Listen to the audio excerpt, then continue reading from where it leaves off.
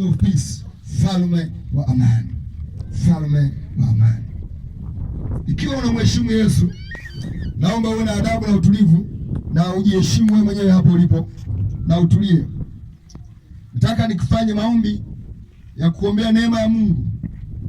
Kuokoka ni kujiliwa na nguvu za Mungu moyoni. Kuokoka sio kuhamasishwa mahali pa kusali. Watu wanahamasisha mahali pa kusali ni madalali tu walioshindwa maisha, wanaotegemea sadaka za watu. Na mimi ni mhubiri naye hubiri kweli yote. Kama usiamini mtu anayekwambia sali huku sali huku, huyo ni shetani tu mwingine.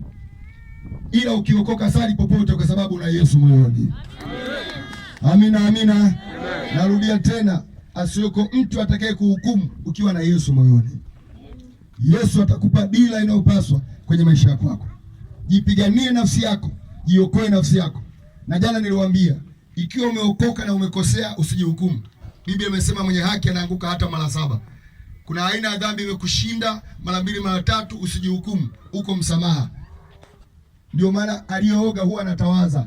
Usiache imani, usimwache Yesu kwa sababu kuna dhambi inakutesa kwenye maisha yako. Nimekuja kukuhakikishia kwamba bado nafasi ya neema iko. Neema ingaliko. Kuna watu wamejihukumu, kuna watu wamekataa kwenda kusali, kuna watu wamekataa huduma kwa sababu wamepambana na baadhi ya tabia hazijakaa vizuri. Nimekuja kukutia moyo. Hakuna mtu yote mwenye ujanja isipokuwa Yesu anapotutia nguvu. Tunaweza mambo yote katika atutiaye nguvu. Tafanya mambo mawili leo hapa.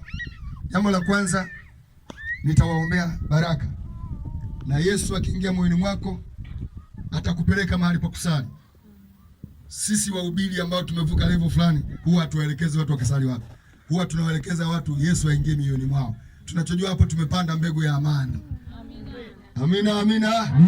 Alafu Yesu mfalme wa amani, yeye ndiye atakuongoza mlango sahihi utakapotunzwa kiroho, ukue vizuri na amani izidi kustawi kwenye maisha yako.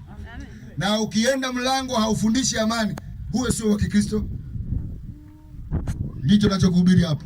Umehubiriwa injili ya amani hapa iliyojaa upendo. Ukienda kwenye mlango wote umejaa chuki, umejaa uhasama, kule sisi tuendage watu tunaelewa, hapo ndio upate picha. Akili ya kuambiwa changanya na ya kwako.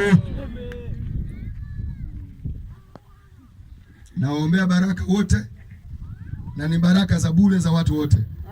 Wote. Jambo la pili, kuna bahasha chache tutawagawia. Sisi ni wageni wenu. Anglikana wametupa fadhili tu, wametupa nyumba, wametupa vyombo, wamechanganya watu wa PEFA.